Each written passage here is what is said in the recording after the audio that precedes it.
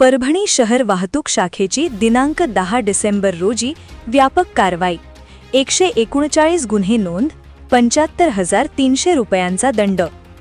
परभणी शहर वाहतूक शाखेमार्फत वाहतूक शिस्त प्रस्थापित करण्यासाठी दिनांक 10 डिसेंबर 2025 रोजी विविध नियमभंगांवर मोठ्या प्रमाणात कारवाई करण्यात आली. दिवसभरात एकूण 139 केसेस नोंदवून 75,300 रुपये इतका दंड आकारण्यात आला असल्याची माहिती पोलीस निरीक्षक दीपक दंतुलवार यांनी दिली.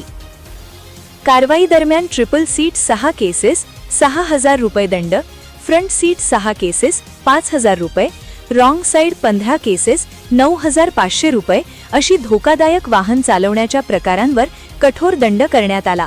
तसेच मोबाईलवर बोलत वाहन चालवणे 1 केस 1,000 रुपये, तसेच मफलर सायलेन्सर 1 केस 1,000 रुपये यावरही कारवाई करण्यात आली.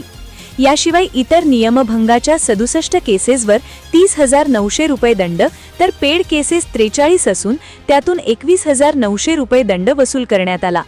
अनपेड केसेसचेही नोंदीकरण करण्यात आले आहे.